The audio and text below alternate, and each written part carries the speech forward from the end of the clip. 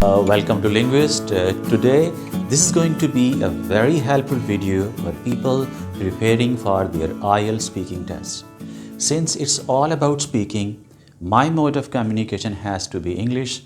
However, I will try to simplify things for your learning comfort. So let's begin. It's quite normal for candidates to feel nervous about this part of IELTS. Since it's a one-to-one interview that takes between 11 to 14 minutes with 3 parts of the whole test. So through a number of tasks, you will be asked to exhibit your language skills. The test is interestingly not so formal. Keep one positive thing in your mind, that the examiner will have clarity along with an encouraging interview spirit. Let it be an engaging demonstration of your lingual skills.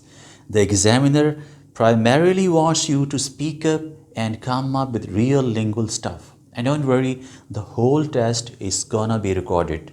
Your language is supposed to be rated on a scale of 1 to 9, covering 4 distinct areas like grammar 25%, vocabulary 25%, fluency 25%, and pronunciation 25%.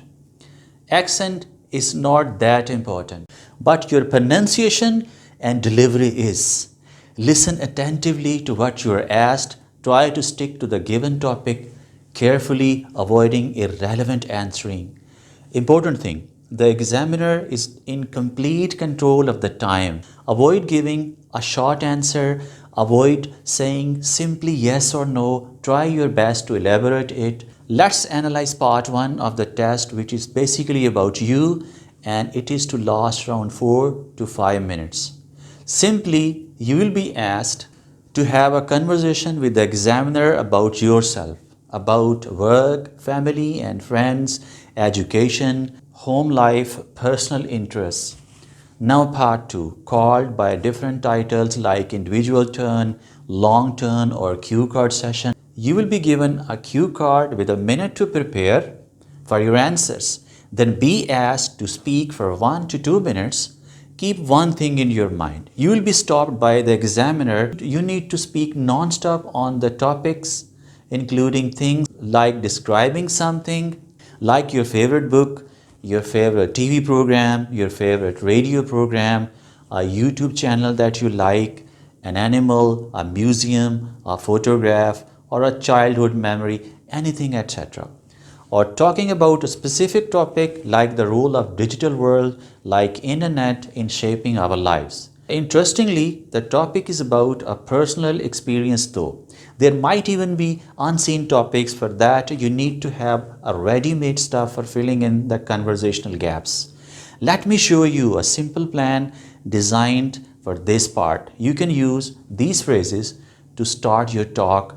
Let's begin. Thank you for letting me have my say on this topic. It's a pleasure to talk to you about. In this talk, I'm going to share my experience. Today, I would like to discuss this short talk specifically aims to dash. The first noticeable fact is that at the very outset, then you can use more good connectors. The reason I like it is that another astonishing fact to support this is that, however, there's another side of the coin. With some reservation, I would like to say, for instance, you can close the conversation with these phrases: to wrap up, to sum up, to conclude. Okay, let's move on to part 3. Part 3, lasting 4 to 5 minutes, is crucial because it is more abstract in nature. Here, you need to develop your answers. You may be answering questions related to the cue card. The worst thing is that there could be random questions. One of my students was asked, elaborate whether you will like to work in the fields as a farmer. Now this is very tricky. He had to manage it skillfully, saying that it was primarily not his field but would love to learn about it. Now we shall be talking about the importance of grammar, vocabulary, fluency and pronunciation with reference to the test evaluation. Let's get into discussing the role of grammar in speaking test evaluation. Grammar is the science which deals with the rules of a language. You are not supposed to break the rules. Learn rules and practice both by writing and speaking. Focus on your tenses, like correct use of verb, focus on your use of articles, conjunctions, adverbs, and adjectives. Now let's move on to the role of vocabulary in IELTS speaking evaluation. Vocabulary. You need to have good vocabulary. That doesn't mean that you happen to choose the most difficult and literary words for speaking. In order to impress the examiner, you may want to use unfamiliar words, but that would be a mistaken approach, since he or she knows that you are there for communication, not to show your ornamental language. I mean difficult vocabulary. By doing so, you can even worsen your case. And even you can mispronounce these unfamiliar words. Now let's move on to the importance of fluency in IELTS speaking. Fluency. Fluency is your ability to express yourself easily and articulately.